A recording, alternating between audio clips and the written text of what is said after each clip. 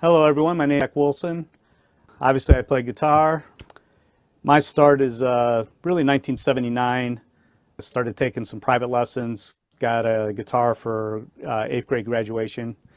My two cousins and my grandfather play guitar.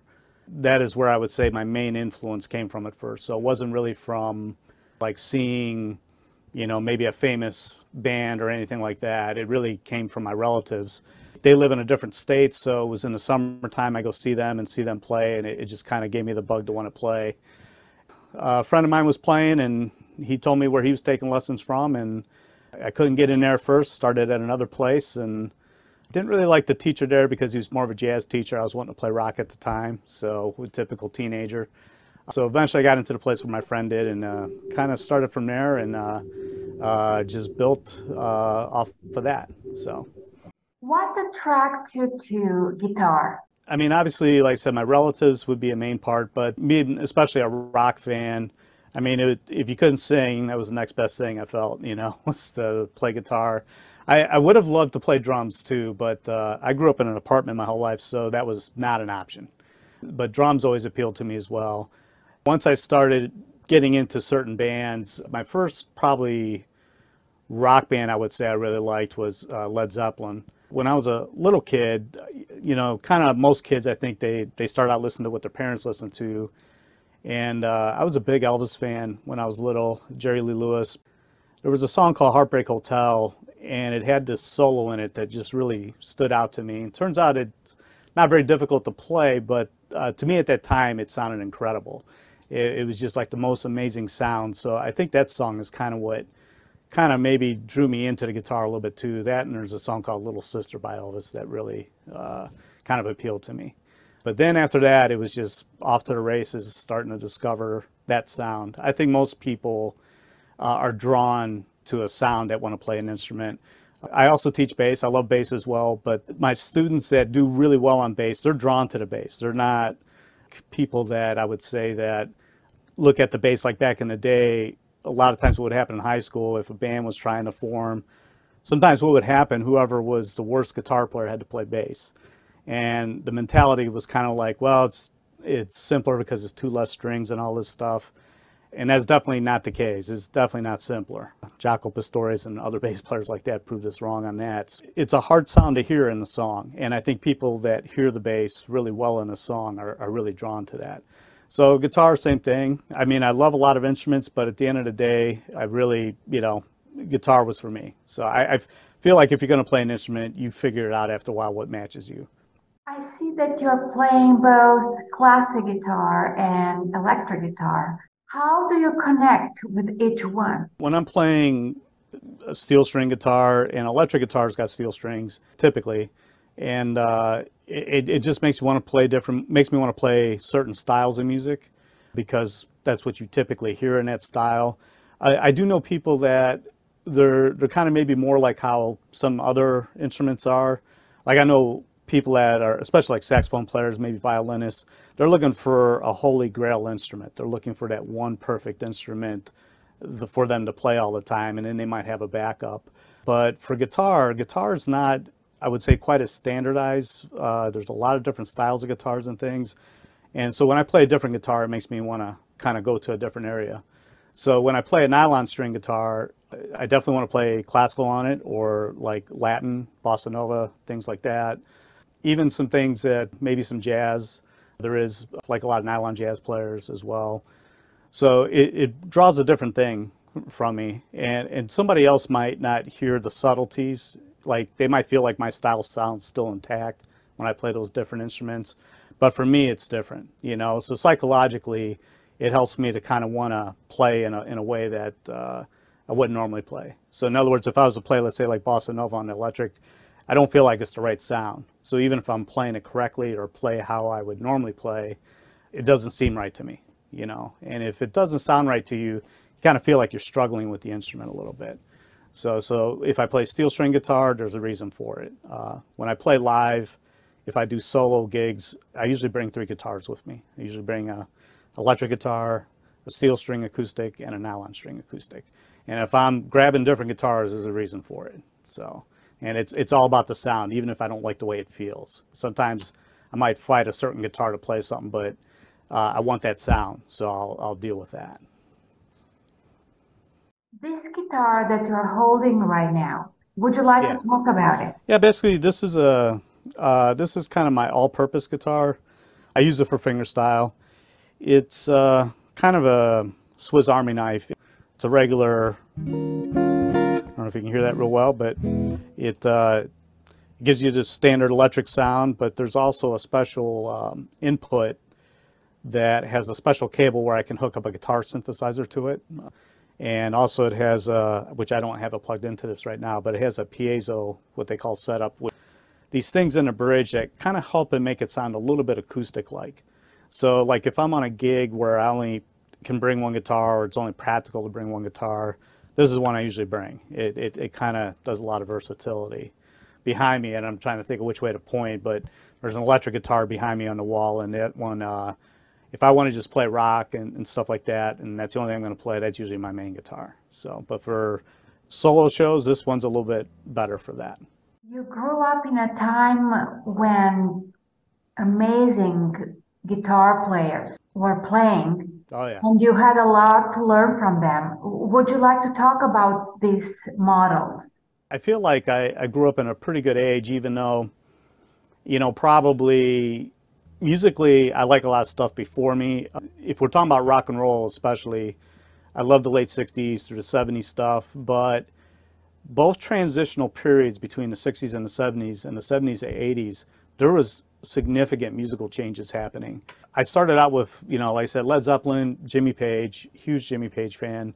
But all the guitar players that kind of come from that era, like from Jeff Beck and on. But I went through kind of a progression of a lot of bands like Led Zeppelin, like Aerosmith and so forth. And then kind of when I got better as a player, it's funny, at first you might not like certain things, but as you get better, your ears kind of grow, where certain things that didn't make sense to you start to make more sense to you. And you're like, oh, that I didn't like it before, but now it sounds interesting. And the next band I really kind of grew into was Yes. And Steve Howe was a significant influence on me, because Steve Howe was sneaking in a lot of jazz, even some of his solo stuff. He did some finger picking that sounded like Chet Atkins, and kind of quasi-Spanish. There's a song called Mood for a Day. So he kind of really helped me kind of discover a lot of things within rock. Then I went through that whole progressive rock phase of bands in that similar kind of thing, even a couple obscure bands. Gentle Giant would be one of them. I don't think a lot of people know who they are, but they're a very unique band and do a lot of interesting stuff. And then got into a real heavy Frank Zappa period. So that was my other guy.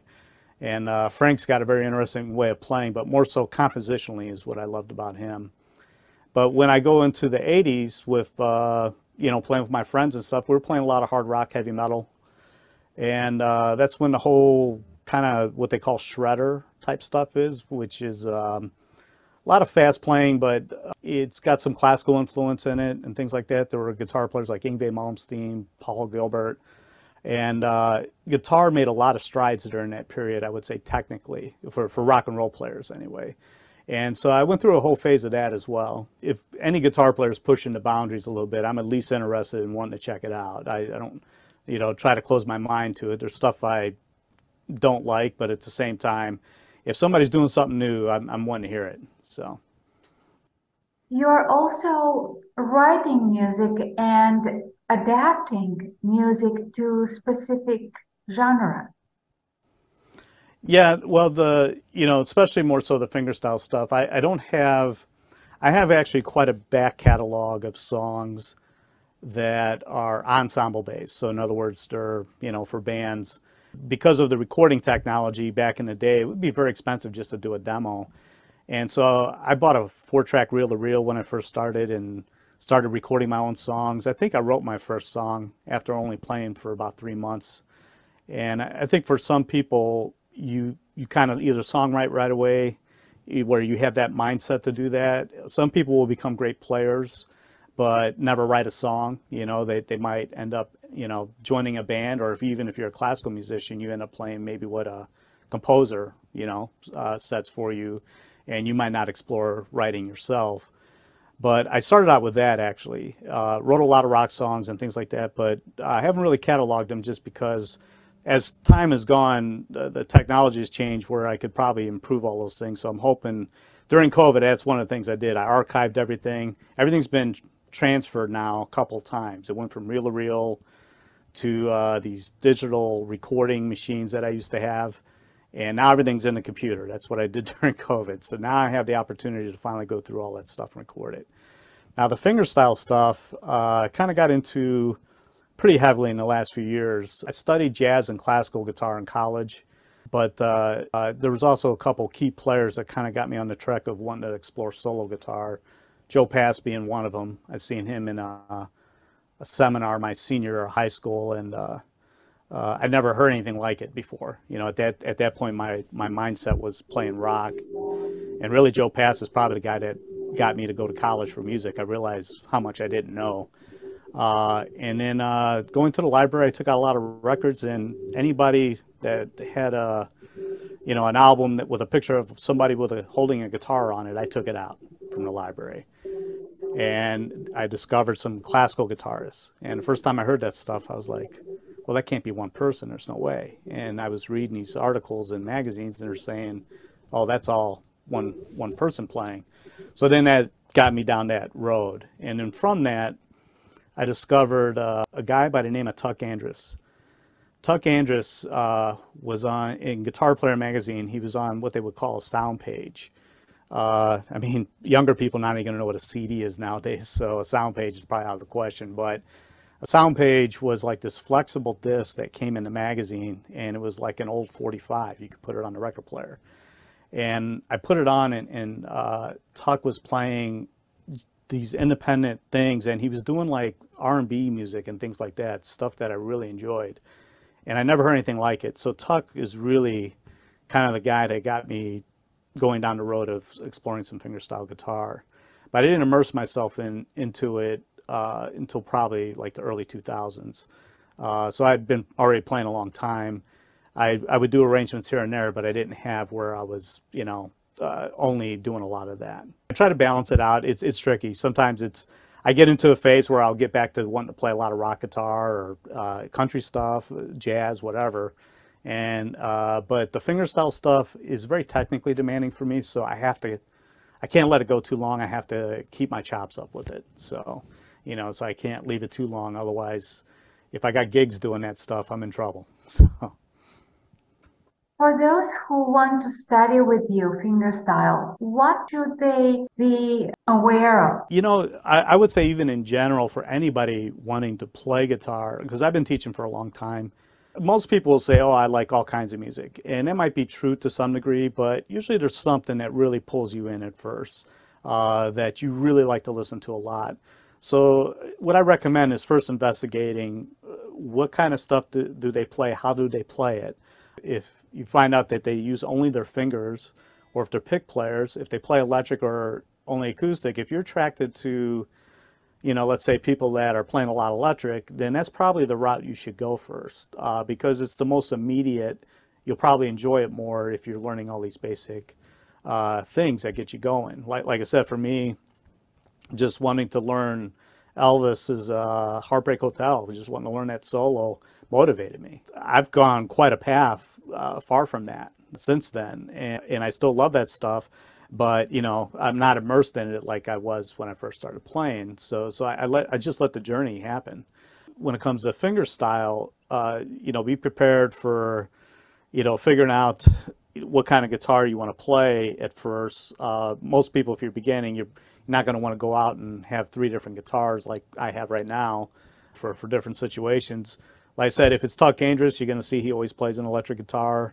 It's a jazz style guitar. That might be something you want to research into. A famous fingerstyle guitar player that's been out for a few years now that's pretty well known is Tommy Emmanuel. So Tommy, mostly an acoustic player, he's a thumb picker. So just to kind of point out the difference, if I can you hear that, or is that okay? So like if I'm playing strictly fingerstyle, let's see, let me think something here.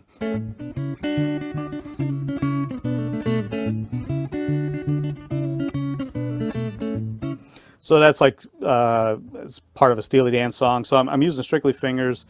I was classically trained, so I'm used to having a little bit of nail. You don't necessarily have to have it, but if you play classical, you're going to want to have some nail because there's where you hit the flesh and the nail at the same time. Sometimes you might hit just the nail or the flesh. You get all these tonal colors, especially on a nylon. It's pretty responsive to how you use your nails.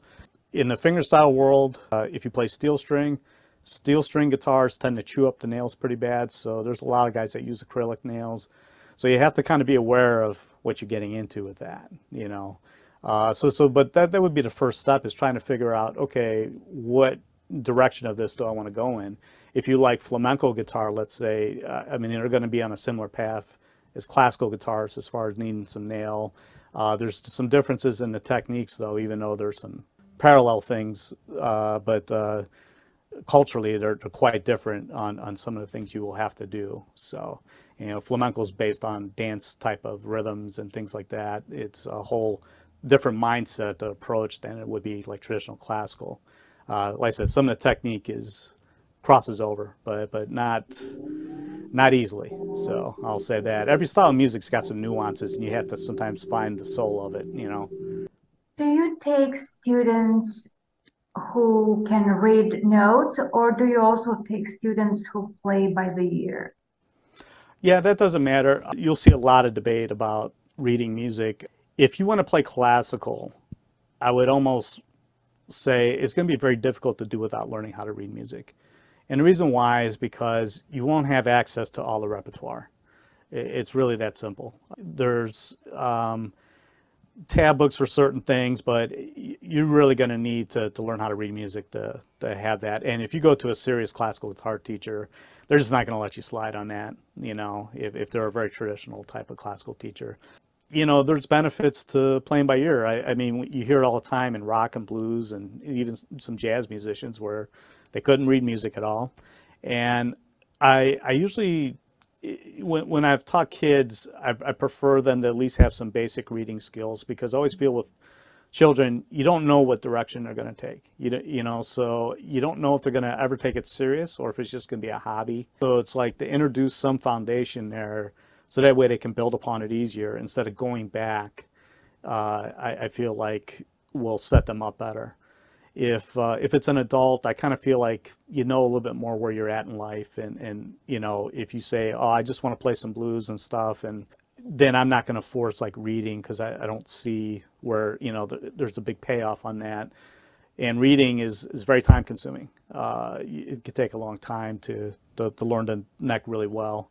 It's one of the things that guitar players kind of suffer with in general, is knowing the notes well. It doesn't lay out very logically. I don't think that should be an excuse for guitar players, but if you look at like the keyboard, it's symmetrical, it's perfect. You know, you can visualize everything in front of you. The guitar doesn't lay out that way, so when it comes to reading, it takes some real homework to get it navigated. So depending on the style is, you know, and I usually, like if I'm dealing with somebody that comes to me for lessons, I just ask them some basic questions, because once I know their goals, then I kind of know what, like, okay, let's not focus on this too much, let's focus on this. If you don't want to learn how to improvise, you know, that's fine. If you want to just learn some songs, that's fine. It's you know, I try to cater towards the student. My first guitar teacher, the reason why I didn't like him wasn't because he wasn't qualified. He was very qualified, but he was a jazz guy, and he was trying to teach me jazz, and I just didn't like it. I love jazz now. That's the funny thing, but at that time, my mind was around rock and roll type stuff, and that's what I wanted to learn. And he's teaching me all these, which helped save me a little bit later on, because when I auditioned for the conservatory, I needed some of those chords. So you never know. But if I wouldn't have been more strong-willed, you know, since my cousins and my grandfather played, I really wanted to play guitar. But if I would have been a little less strong-willed about that, you know, that might have made me quit, because I just wouldn't have enjoyed it. I know so many people that took like piano lessons when they were a kid, and you know, and they say how they hated it. I don't think maybe, you know, it's because they hated music or even didn't like the teacher. It's just that got forced upon them and they didn't want to do it. sometimes timing is everything. You know, it's got to be the right time that stuff is introduced, especially when it's a child. I think sometimes, you know, parents might be trying too hard to get their kid to do something, and the kid, just because they say they want to do it doesn't mean they're ready to do it. You know, you got to kind of know your own child. I said with adults, it's a little bit easier in the sense of saying, okay, you know, what kind of time do you have, you know, what their job restraints are and things like that. And I can be pretty honest with them as far as if they want to do some very difficult type of stuff, it's like, well, you're going to need this kind of time commitment. If you just want to play some chords to sing some Bob Dylan songs, okay, we can get you there a lot quicker. If you want to do some fingerstyle, it's going to take a while. So, you know, so I can be pretty honest about that, you know, and let them know what they're in for. You also have worked for many years. You worked as a sound engineer. Did that make you more perfectionist? I think artists are just perfectionists in general. I will say this, it makes me more aware of things, but I remember a friend of mine, and you know, these things I'm sure changed. So this was in, I think, the very early 90s, and he told me that he said that he had read this study about artists, and he said, you know, you have something in common with religious leaders. And I'm like, what? He said, it turns out, according to the study, artists and religious leaders can suffer the most from depression. And they said the reason why is because they're perfectionists. You're trying to always obtain something that really is unobtainable. And so, you know, for artists, we do have to find that balance sometimes of when to let it go. Now, from a playing standpoint, I would say my early days, I was always just very fanatic about my technique, just hyper focused on it. And a lot of the music I was listening to was very demanding. So you know, I needed that. But when I started getting into recording engineering, it really made me kind of more aware about just overall sound and the effects of, you know, if you're going to play on a song, to try to play for the song, not to get caught up in your own, you know, kind of showing off or like just overplaying and things like that, to really make sure you're playing for the song.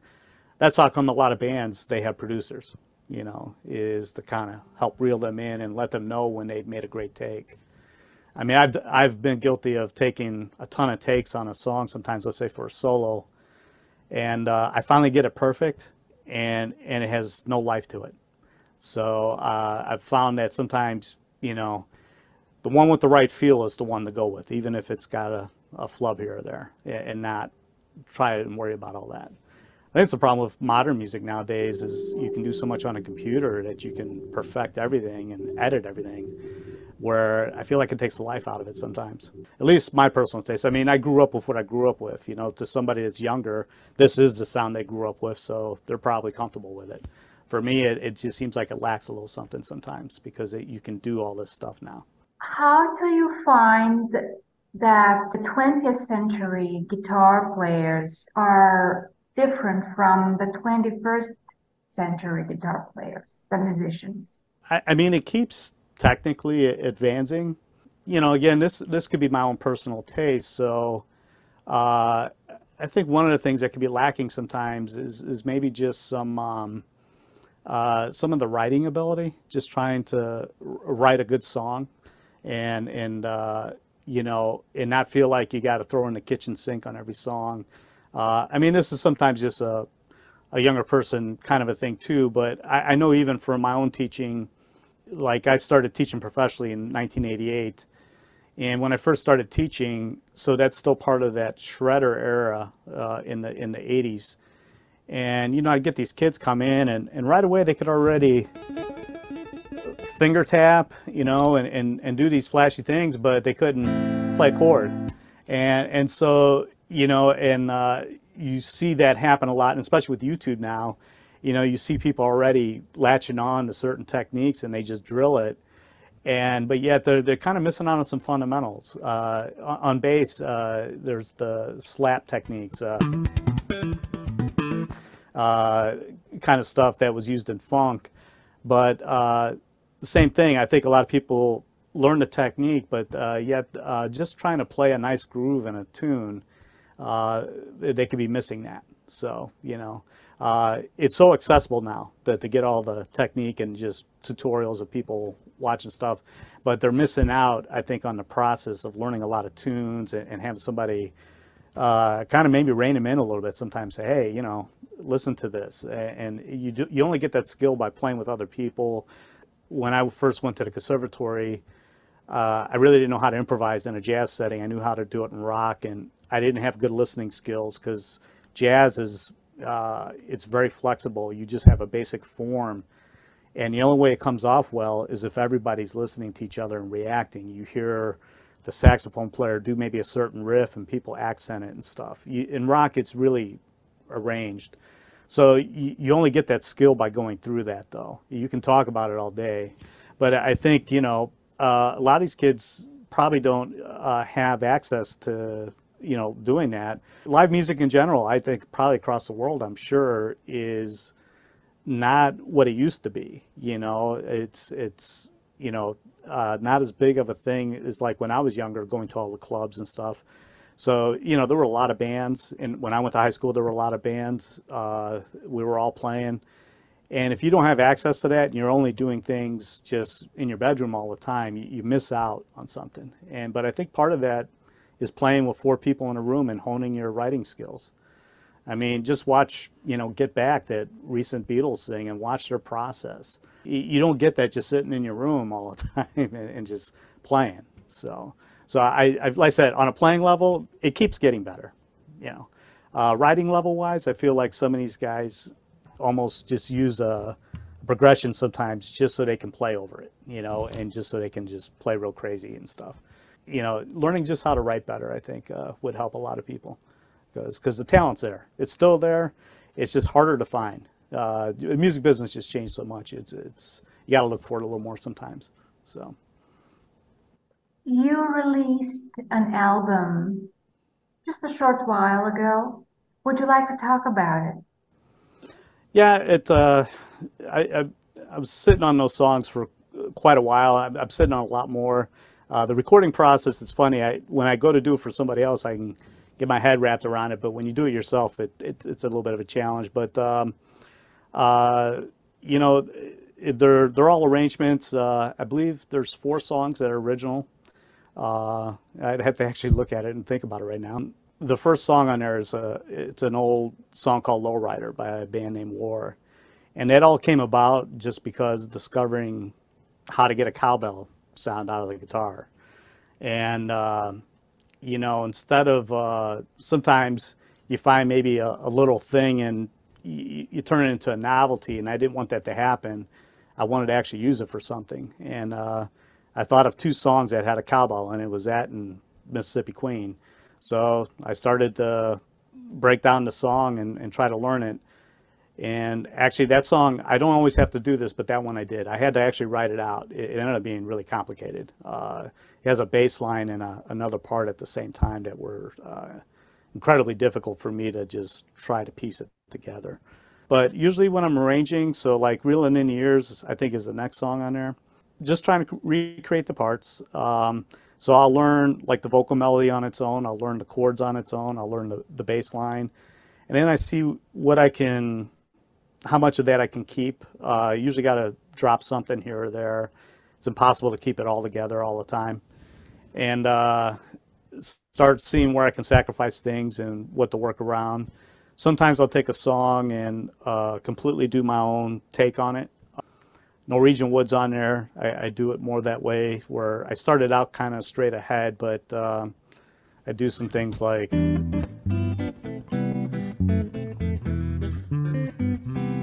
where I turn it into kind of a jazz progression instead of,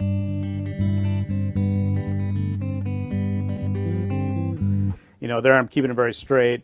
I kind of did that one like a variation piece. In classical music, there's what they call variation pieces, and those were some of my favorite ones to play in the classical repertoire. And so I got kind of caught up for a while arranging a lot of stuff that way. I kind of tried to get away from it now. It's funny what becomes kind of, sometimes your style also becomes kind of your rut. So I've tried to force myself to not do it as much as I was. But like that song, I had a bunch of different ideas. That one in the Flintstones, which is an old theme song from a cartoon. same thing. I had a bunch of ideas, and that really comes from kind of Martin Taylor, I would say. He does all the walking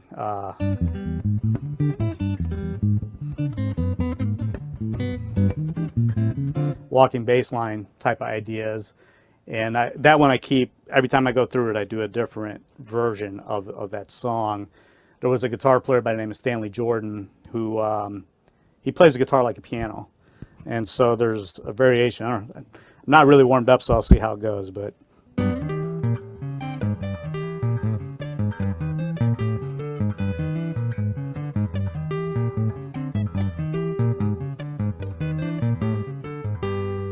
So I'm tapping, the melody over here and doing a walking bass line. So there's a bunch of variations in that one. So sometimes I'll hear the potential in the song, and that one actually technically is a pretty simple song. So that's why I ended up doing all these things to kind of make it more challenging and try to put some twists on it. Usually when I'm arranging, I'll approach it two different ways. It might be just to try to recreate as much of the song as possible, see how much of it I can capture, and sometimes I might hear something different on it and just kind of want to see what I can do with that. So You also collaborate with other musicians. yeah, that's that's what it's to me like. Even though I play a lot of solo, when you collaborate with other musicians, that's just where you get those moments that just can't happen on your own, and plus it takes the pressure off a lot. I find, for me personally, playing solo, I feel is a big challenge. As soon as I feel like I got at least one other person on stage with me, I feel like now I'm part of a team. And if I fall apart a little bit, hopefully they can pick me up and vice versa. And things just happen that might not happen any other way because you react to how they play, especially if you're talking about playing like jazz. Stuff that's kind of more of a looser thing. But even if it's, let's say, playing rock like when I was younger and playing in a band where you're just trying to recreate the song, you learn so much about just trying to find your timing, trying to figure out your tone, because when you're playing by yourself in a room, you can hear everything perfectly. When you play to the record, you can perfectly line it up. You're used to exactly every time the drummer hitting the cymbal in that one spot. This thing, and when you play with other people, that doesn't always happen, and you have to learn how to adjust to that. So you get the skill set of things. And if you're writing, then it's in my younger days especially, I would come up with ideas for songs, and I couldn't imagine a drum part. So then drummer tries some different things. I'm like, oh yeah, that's it. And and you get these magical moments sometimes that just happen because of other people's creativity and input. So that's a whole different thing when you're working with somebody else. It can be like being married to 4 people in a room too if you're playing in a band.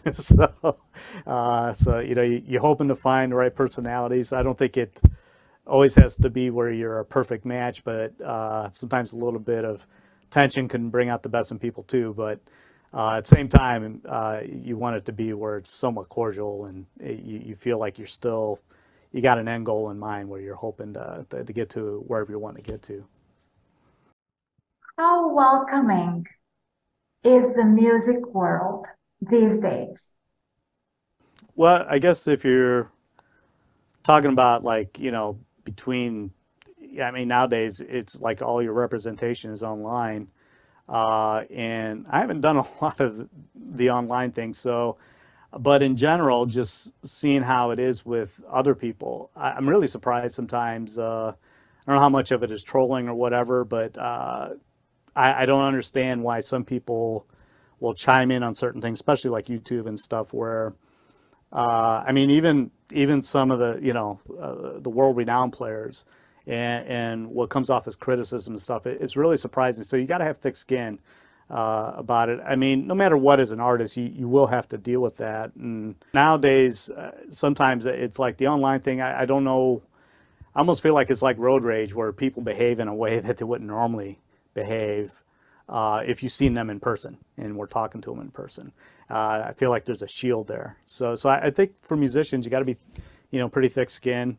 I feel bad for the younger people if they're not going out and playing, because when you go out and play, you'll find most time people are very supportive, and you make a connection. You're in the same room. There's just a difference, and if you're only doing it online, it could be harder to make those personal connections. But that's the world that some people grow up in that are younger. So I would imagine maybe that's all they know. But for me, I don't like it as much, I would say. I think it's great for promotional. Now you have where people are connected to the world. I think there's pluses to it, but you're going to have to really deal with a lot. I feel like, when it comes to that. So business-wise, it's good for people in a niche like me.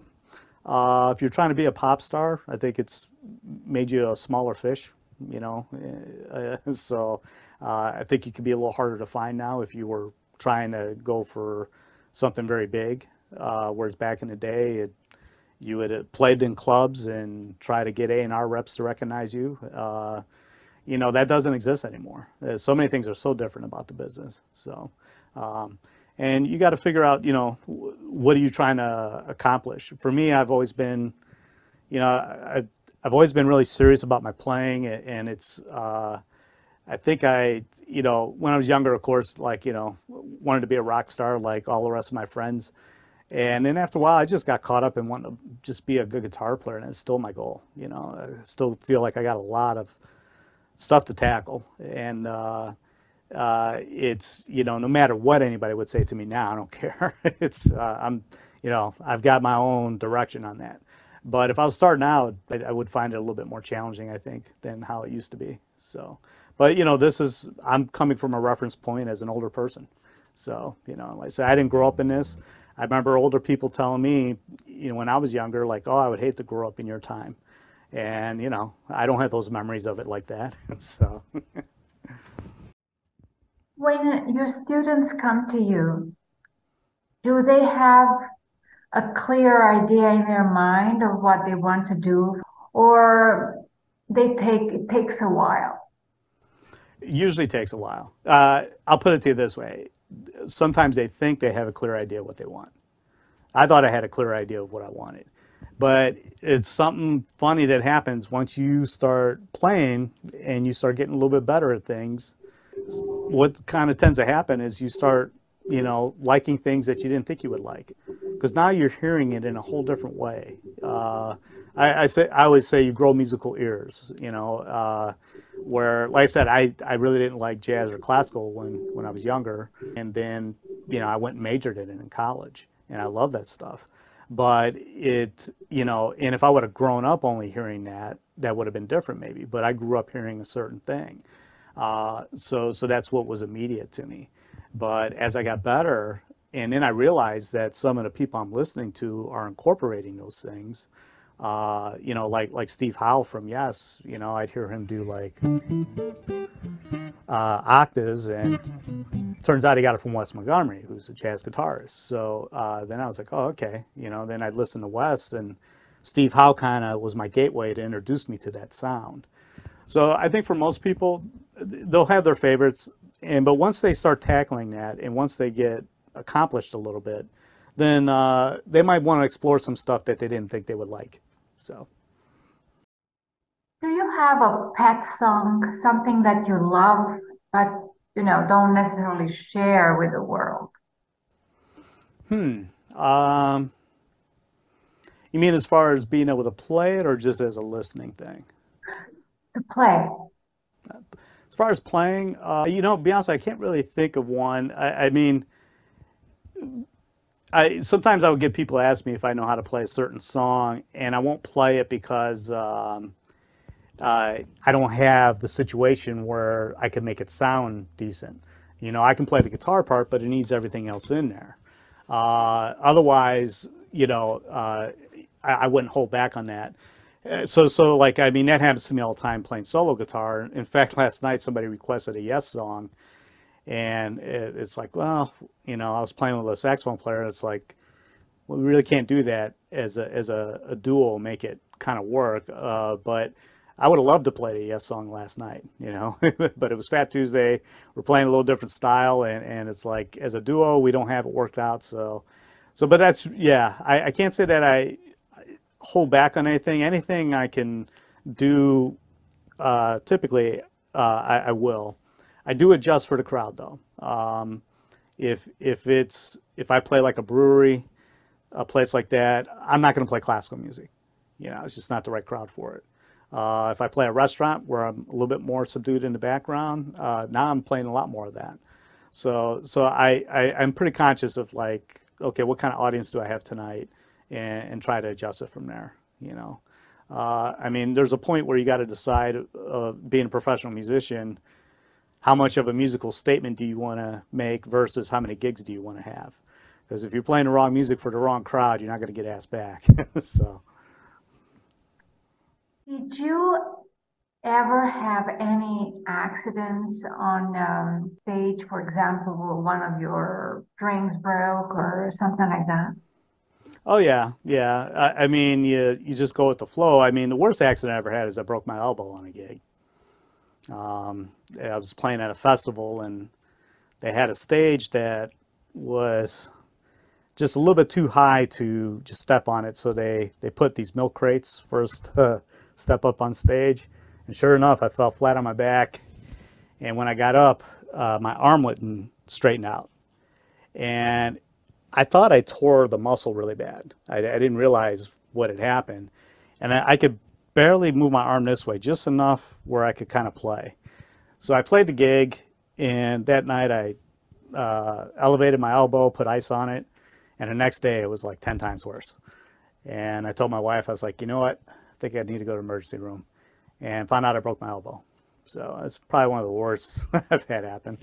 I still played the gig, you know.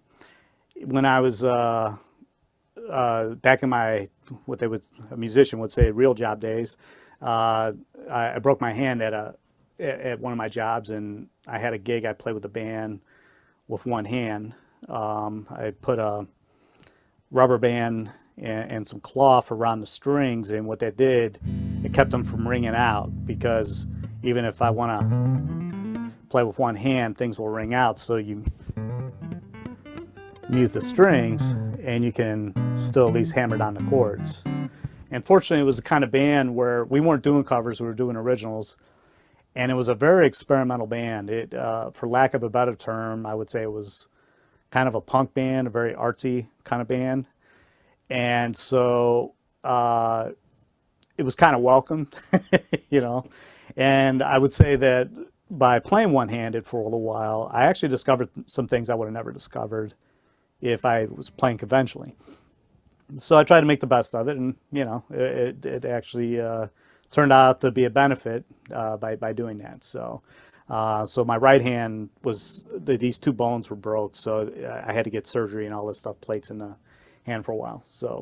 But on a regular gig, expect the unexpected. You know, you step on your chord and it comes out, and little things like that. You can tell when somebody's, you know, been gigging for a long time. They usually don't get rattled by any of that stuff anymore. You've already done it. You've already been through it. You know, it's when you first start your first few gigs, something's going to happen eventually. It's just not going to go perfect. It's when you're starting out that stuff really rattles you, and you know, you just got to learn how to play through it. We all go through it. We're all going to have embarrassing moments on stage, that's for sure. And I'm sure I'm not done having them. What about the posture? Yeah, I mean, the one thing to sometimes watch, which we're all guilty of, is when we're playing, we slouch over a lot. And when I'm playing, I try to keep my back to the chair, and so that way I'm not doing that a lot. I had a problem with classical guitar. You usually use a footstool, and it props your leg up, and so that way it's sitting like this. In fact, I have a cushion here that I use now for when I'm playing an acoustic guitar, where you put it on your knee, and it does like the same thing. And when I used the footstool, I started getting this nerve kind of going all the way up my leg where it was hurting a lot. And I think it's from two things. I think it was from that footstool, and I studied Taekwondo when I was younger, and Taekwondo is like a lot of kicking. And so I think between those two things, I was starting to have this nerve problem. And once I got rid of the footstool, and then I started getting away from studying Taekwondo. I just got to life intervene. So basically, after that though, one of those things stopped because of that reason, you know. So it is very important. I always tell people, even with your hands, if it's hurting, you need to give it a break. Which you can expect, and playing any instrument, you gotta expect some discomfort. You just do. It's gonna not feel natural. But when it gets to the point of pain, your wrist is hurting, stuff, you need to give it a break. Don't try to play through it. You know, we're not athletes here. We're not trying to prove anything and push through the pain. You know, I know people, so many ailments with their hands as players because they overplayed, and it's like it catches up with you when you get older. So. Playing an instrument requires balance, and I read in several places that famous guitar players were consuming substances, different things, and then they were going on stage. I always wondered how could they play and keep their balance, with all those.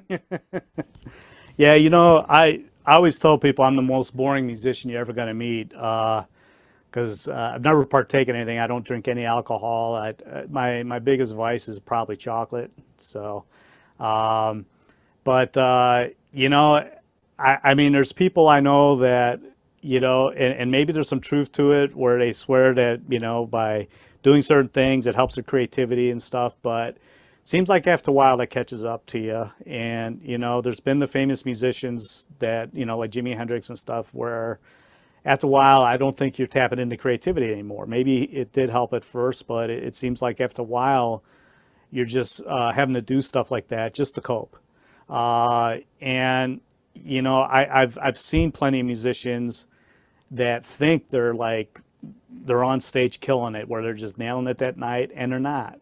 They think they are because they're in an altered state of mind. So for me, I'm somebody who doesn't like to be out of control.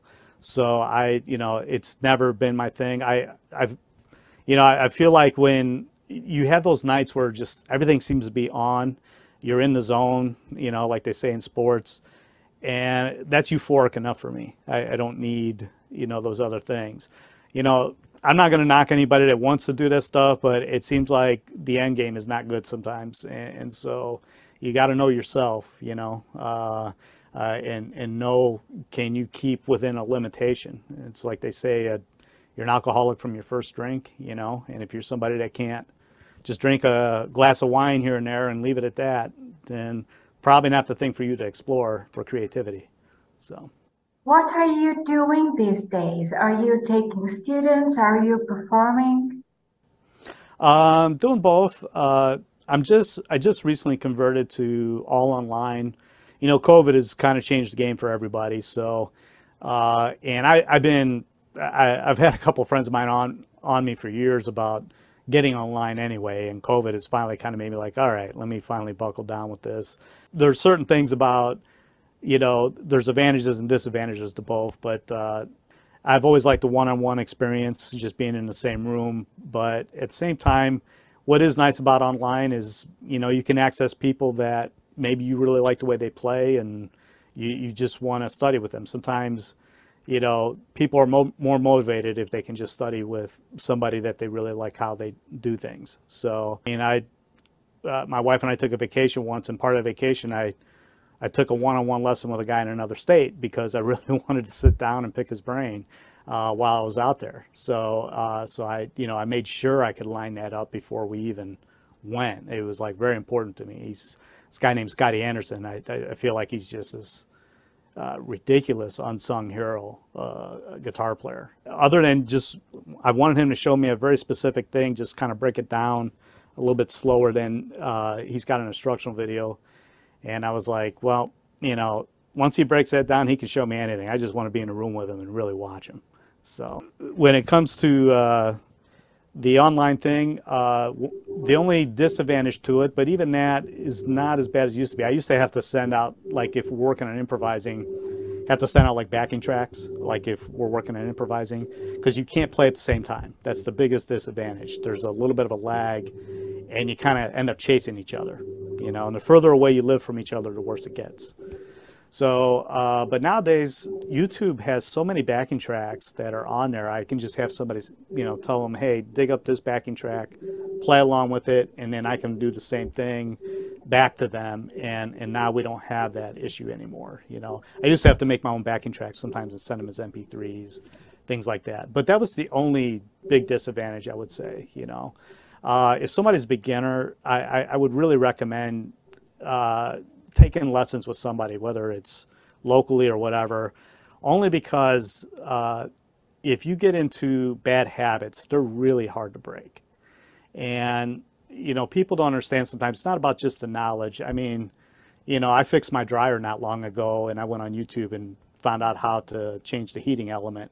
That doesn't make me, you know, qualified to repair appliances. So I learned how to do this one task. And the thing is like, a real repairman would have took probably a fifth of the time that it took me to do it. And so when you're beginning, you know, you're not going to lessons for just about the knowledge, because like I said, the knowledge is out there. You can buy books, you can do whatever. It's about somebody watching you and evaluating you and trying to give you, you know, tips right then and there, like, hey, you need to do this, you need to turn this way a little bit more, or try this. It's to make sure you don't get where you get so locked into doing something a certain way that if you've been doing that for a couple years, it's really going to be difficult to change that. You know, it really sets you up in a difficult fashion. And there's so much misinformation as well as good information out there that if you kind of, you know, get caught up in that a little bit too much, you're probably going to go down the wrong road. That again, a teacher could correct you that does that. So if somebody wants to explore after they've, you know, got the basics down and just go on YouTube or whatever, then I say, you know, do what you got to do until you hit that rut where you can't seem to get beyond that. So, but I think sometimes people miss the point of what it's for. But for beginners, if you want to avoid bad habits that might come back to haunt you, I would say do lessons at the beginning anyway. So. Do the students need to do some warm-up exercises for their hands? I always recommend, yeah, some basic like finger exercises and things that just get everything moving. And that changes depending on how you're playing, like the style you do or whatever. The thing is that when you're a beginner, everything's going to be about the left hand, trying to grab chords. It's very difficult at first. It takes a while for your fingers to have that independence. But then once that starts falling into place, you're actually going to find that it's the right hand that you got to spend a lot of time on. Beginners will have the biggest challenge of trying to line up the two hands, especially when you play with a pick, because a pick, you can't feel the string. So you, when you're playing, you're going to have a hard time lining the two hands up at first. You know, when you think about a keyboard, it's in front of you. You can kind of see everything, but here you can't watch both hands at the same time. So, and usually I tell people you need to watch the left hand at first, but what they're going to want to do is watch the right hand because they're not sure where the strings are. There's a point where you start being able to find them very quickly without looking at it and know what string you're on. So, so there's certain challenges like that. So if you do some basic exercises, all that helps to reinforce that, you know. But I always feel like as soon as a student's ready to tackle a song and, you know, and it's something that stylistically they want to do, I always ask students, like, what kind of songs do you like, or who's your favorite artist, that kind of thing. And again, if it's simple enough type of stuff, as soon as I feel they're ready, it's like, hey, let's work on this song. Because we got to remember what the end result is, what we want to do here. It's play music. It's not just about all this technical stuff. I mean, there's going to be some people that go down that road like I have, but still, I don't do all these technical things to just do technical things. I do them so I can accomplish certain musical goals, you know. So as soon as somebody's ready to get into some songs, I always want them working on a song. So. Do you work with people with different abilities, for example, visually impaired or something? I have, yeah, and it comes down to students in general. It always comes down to the kind of the desire of the person and working within limitations of that. You know, somebody who's visually impaired, obviously, that would almost work better to be in person because you can actually hold their finger if you needed to get them in the right spot. Almost every person I've ever experienced that has visual issues, a lot of them seem to have perfect pitch, where they can hear all the notes. Once you tell them this is a C, they know it's a C. I mean, to this day, I don't have perfect pitch. I have good relative pitch, but my cousin played in a band with a keyboard player that was blind, and he's blind by birth. So, but he could play drums, could play guitar, and you know, you couldn't sneak a note by him. You could play any kind of chord. He knew the notes inside of it. Just an amazing player, you know, as far as picking up on stuff. But he played guitar. There was a guitar player by the name of Jeff Healy. He played. He was blind, and he played on his lap. And he also played the same way, which kind of makes sense. If you never see anybody play the guitar, you probably wouldn't think to hold it up. You'd probably put it in your lap and press down. So he played the same way. So he had some unorthodox techniques, but he got the job done. He still plays to this day. So I've dealt with people more so with hand ailments and things, especially retired people.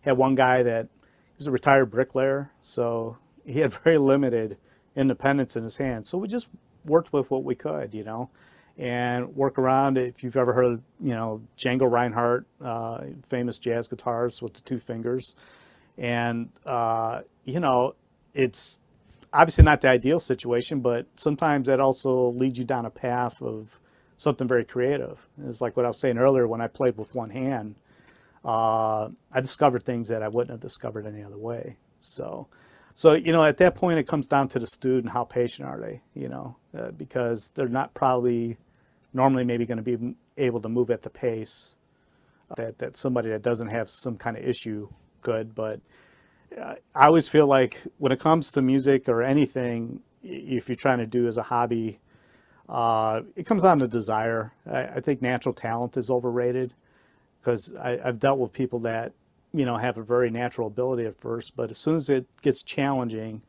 they bail. They want to go back to the simpler stuff, you know, or they just don't push themselves. And so they end up at a basic level because, you know, it eventually caught up with them. You know, unless you're a prodigy, you're not going to probably be able to get away with just natural talent forever. You know, you're going to, at some point, if you're trying to get to the next level, it's going to challenge you at some point. You know, there's always a challenge waiting for you musically. So I find that people that really want to do it tend to have the best success. You know, so whether they have a disability or whether they just want to play, I feel that's number one, is your desire.